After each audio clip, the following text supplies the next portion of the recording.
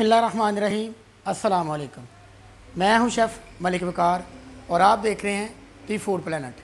आज मैं लेकर आया हूं फ़्रेंच फ्राइज़ की ओरिजिनल रेसिपी और बनाने का मुकम्मल तरीका। जिन लोगों की शिकायत है कि हमारे जो फ्राइज़ हैं वो थोड़े ढीले या नरम बनते हैं, क्रिस्पी फ्राइज़ कैसे बनते हैं, आज की इस वीडियो में इंशाल्लाह हम आपको बताएंगे। वीडियो शुरू करने से पहले चैनल को सब्सक्राइब कर दें और साथ बेल आइकन को प्रेस कर दें। तो चलिए इंशाल्लाह आज की मज़ेदार सी रेसिपी शुरू करते हैं। 4 अदद हमने पोटैटो आलू लिए हैं। इनको पहले अच्छे से वॉश कर लिया था। अब इनके छिलके उतारेंगे। इस कटर की मदद से आपने ये छिलके उतार लेने हैं। इंशाल्लाह ये मैं आपको ओरिजिनल रेसिपी बताने वाला हूँ। कटर की मदद से आपने इसी तरह छिलके उतार लेने हैं। ये देख लीजिए, पोटैटो के छिलके उतार ले हैं और छिलके उतारने के बाद इनको बाहर नहीं रखना। ये तो वैसे थोड़े से हैं, अगर आपने ज़्यादा करने हो ना तो छिलके उतारते थोड़ा टाइम लगता है। और इनको पानी में डुबो देना है। पानी में इसलिए डुबो देना है ताकि इनका कलर चेंज ना हो, क्योंकि ये बाहर पड़े रहेंगे तो ये ब्लैक होना शुरू हो जाएंगे। पानी में डुबोने का मकसद ये है कि जो इनका ओरिजिनल कलर है ना वो ही रहेगा। 1 घंटा डुबो रखें, 2 घंटे डुबो रखें, यानी इनके कलर को किसी किस्म का कोई मसला नहीं बनेगा। अब हमारे पास एक मशीन और एक कटर है। ये कटर हर घर में, हर किचन में मौजूद होता है। यानी इसको ऐसे ऊपर कर लेना है। ये ऊपर करके आप फ्राइज़, इसको नीचे करके फ्राइज़ बना सकते हैं, लेकिन रेस्टोरेंट में हम इस मशीन की मदद से बनाते हैं।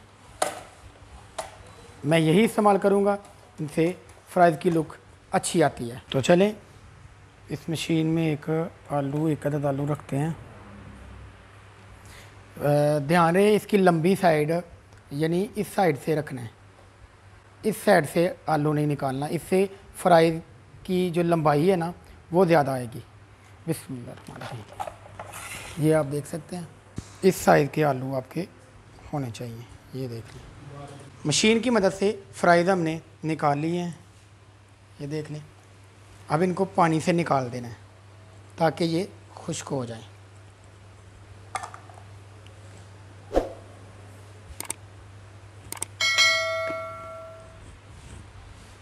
हल्की सी नमी रहनी चाहिए, बाकी ये बिल्कुल ड्राई होनी चाहिए। फ्राइज़ हमारे ड्राई हो चुके हैं, खुश्क हो चुके हैं। हल्की हल्की सी इनमें नमी है और वो होनी चाहिए। ये हमारे पास कॉर्नफ्लोर है, बाज़ार से आसानी से मिल जाता है। इसमें किसी किस्म की कोई अंडे शामिल नहीं करने, कोई आपने इसमें वो ब्रेड का पाउडर, किसी किस्म की कोई चीज़ शामिल नहीं करनी। सिर्फ ये आपने कॉर्नफ्लोर डालना है। इसकी क्वांटिटी मैं आपको बता देता हूँ।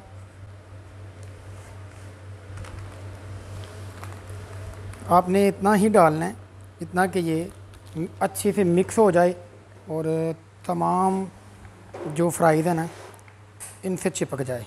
जब आपको लग जाए, आपको ऐसा लगे कि ये फ्राइज़ के साथ बिल्कुल अच्छे से मिक्स हो गया, यही इसकी क्वांटिटी है। ज़्यादा भी नहीं डाल देना और इसको अच्छे से मिक्स करना है।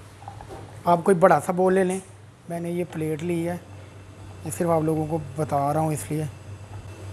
अब इसमें कोई अंडे शंडे किसी किस्म की कोई चीज़ नहीं शामिल करनी, सिर्फ यही कॉर्नफ्लोर ही इस्तेमाल करना है आपने। अब 10 मिनट के लिए इसको रख देना है। ये मिक्स हो चुका है हमारा। 10 से 15 मिनट हमारे मुकम्मल हो चुके हैं। अब इनको फ्राई करेंगे। ऑयल हमारा गर्म है, अब इसमें हम फ्राइज़ डालेंगे।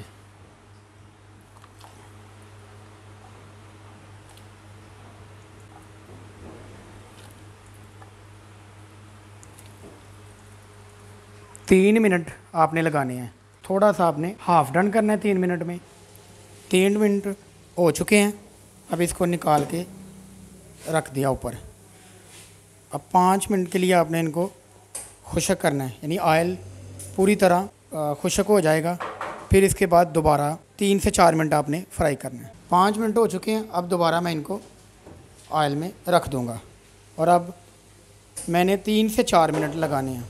ये मीडियम फ्लेम पे आपने करना है ऐसा। 3 से 4 मिनट मैंने लगा दिए। अब इसको ट्रे में डालूँगा। ये देखें बिल्कुल तैयार हो चुकी है हमारी, बिल्कुल क्रिस्पी फ्राइज़ हमारे तैयार हो चुके हैं। उम्मीद करता हूँ हमारी आज की ये रेसिपी आपको अच्छी लगी होगी। आप कमेंट सेक्शन में बता सकते हैं। आपकी मोहब्बतों का बहुत शुक्रिया। नए आने वाले तमाम दोस्त हमारे चैनल दी फूड प्लानट को सब्सक्राइब करके साथ बेल आइकन को प्रेस कर दें। वीडियो को लाइक और दोस्तों के साथ शेयर ज़रूर करें। इंशाअल्लाह मिलते हैं एक नई रेसिपी और एक नई वीडियो के साथ। तब तक के लिए मलिक वकार को इजाज़त दें। अस्सलाम वालेकुम।